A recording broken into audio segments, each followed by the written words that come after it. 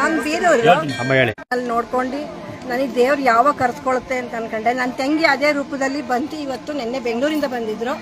ಅವ್ರು ಕರ್ಸ್ಕೊಂಡು ಇಲ್ಲ ಇವತ್ತು ಏನೇ ಕೆಲಸ ಇದ್ರು ಪರವಾಗಿಲ್ಲ ನಾನು ಹೋಗ್ಲೇಬೇಕು ಅಂತೇಳಿ ಇಬ್ರು ಆಟೋ ಮಾಡ್ಕೊಂಡು ಅಲ್ಲಿಂದ ಬಂದ್ವಿ.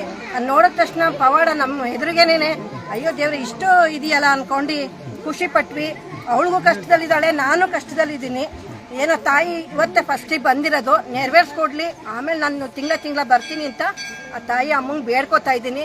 ಇಂಥ ಅಣ್ಣ ಸಿಕ್ಕಿದ್ದಾರೆ, ಇಂಥ ತಮ್ಮ ಸಿಕ್ಕಿದ್ದಾರೆ, ಅಂತ ತಂಗಿನೂ ಸಿಕ್ಕಿದ್ದಾರೆ. ನನಗೆಲ್ಲ ಆಶೀರ್ವಾದ ಮಾಡ್ಲಿ ಅಂತೇಳಿ ದೇವರಿಗೆ ಬೇಡ್ಕೋತಾ ಇದ್ದೀನಿ. ಎಲ್ಲರೂ ಬಂದವ್ರಿಗೆಲ್ಲ ಭಕ್ತಾದಿಗಳಿಗೆಲ್ಲ ಒಳ್ಳೇದಾಗ್ಲಿ ಅಂತೇಳಿ ನಾನು ನಮ್ದವ್ರಿಗೂ ಅಷ್ಟೇ. ಯಾರ ಮೋಸ ಮಾಡ್ಕೊಂಡು ನನ್ಗಿಲ್ಲ ಆಗ್ಲಿಲ್ಲ ಅನ್ಕೊಳ್ಳೋರ್ಗು ದೇವ್ರು ಬಿಡೋದಿಲ್ಲ, ಕೈನ ಮಾಡೇ ಮಾಡ್ತಾಳೆ ಅಂತ ನನ್ಗೆ 2 ಮಾತು. ಅವಳಿಗೂ ನನ್ಗೂ ದೇವ್ರು ನೆರವೇರಿಸ್ಕೊಡ್ಲಿ ಅಂತ ಬೇಡ್ಕೋತಾ ಇದ್ದೀನಿ. ನೋಡಿ ಎಂತ ಸ್ವಾರ್ಥಿಗಳು ಹೇಳಿದ್ರ ತಮ್ಮಂಗೂ ತಂಗಿಗೂ ಎಲ್ಲರಿಗೂ ಒಳ್ಳೇದಾಗ್ಲಿ.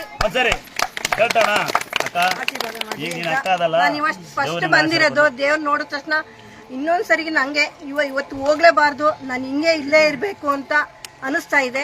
ಬಂದವ್ರಿಗೆಲ್ಲ ಚೆನ್ನಾಗಿ ಒಳ್ಳೇದಾಗ್ಲಿ ಅಂತೇಳಿ ನಾನು ಬೇಡ್ಕೋತಾ ಇದ್ದೀನಿ.